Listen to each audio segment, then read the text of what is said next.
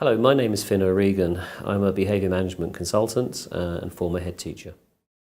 My background is that I was a science teacher some years ago who always had an interest in what I would describe as quirky children. I was kind of interested in the ones who couldn't do the work versus the ones who could do it more easily. As a result of that, I became very interested in special educational needs. I joined a school called Centre Academy in the 80s, which was an unusual school. It was an international special school, primarily for children with a range of learning differences, including ADHD and ASD. Since then, I became head teacher of that school, and I've got a particular interest in the outcomes and aspects of ADHD. I'm an author of a number of books on the subject, and I'm very pleased to be involved with an organisation called UKAP, which is promoting awareness and understanding of ADHD, sadly lacking in the UK at this time. My role in UKAP is that I'm the vice president of the group under Susie. I think what I've been most thrilled about really is that one of the crucial areas for me has always been school exclusion and the reasons for school exclusion, and I was extremely happy that we made the second fixed term exclusion our call of action. I believe for some time that the ratio of boys to girls being excluded from school is something we should be asking specific questions about. The reason for school exclusion, which is the main one, persistent disruptive behaviour, we've long suspected is actually undiagnosed or unmet needs of ADHD.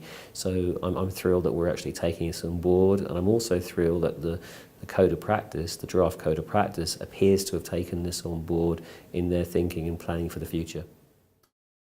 My experience in ADHD has been as both firmly a teacher and a head teacher, both of children and families suffering with ADHD. I think subsequent to that, I've worked in a number of other areas, both training teachers and working with health professionals also, on trying to meet the needs of children with ADHD and comorbid conditions. I think also, being a parent myself, really, I have a greater understanding now of some of the issues that families have. It's difficult enough bringing up children, but when you've got ADHD, the extra burden on families has been intense. So I have been very, very lucky to have been involved with many extremely supportive parent support groups also over the years, and seeing exactly what they've done to create awareness and understanding as well. The work that I currently take part in is primarily two main areas. One is awareness and understanding of the reasons for school exclusion, and the second one is actually training of teachers and health professionals in prevention of school exclusion.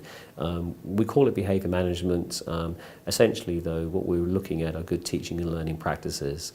Often I find that my training takes me not just to areas of the UK but internationally as well, and it's there also that you learn different approaches and different ways, if you like, of meeting the needs of children and families. Having said that, what I've learned most of it all has been from the students I've actually taught. They've taught me really what they need and how best to meet their needs, and I think we never should lose sight of that. The reason we're doing this is for the children.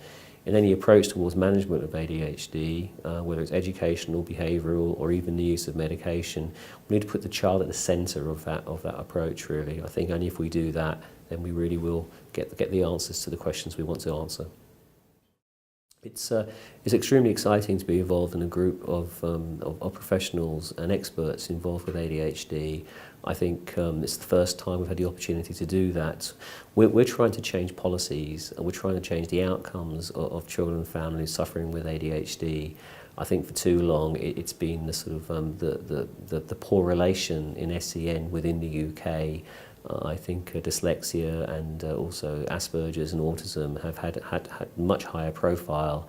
This, for the first time, is an opportunity to put that right, to put ADHD in the same area as those two are regarded.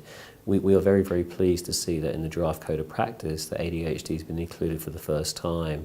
And we're also very pleased to see that aspects of our call of action have been taken to a certain extent on board by the Department for Education. So we think in a very short time we've come a long way. We've got a lot of work to do still, and we look forward to the journey.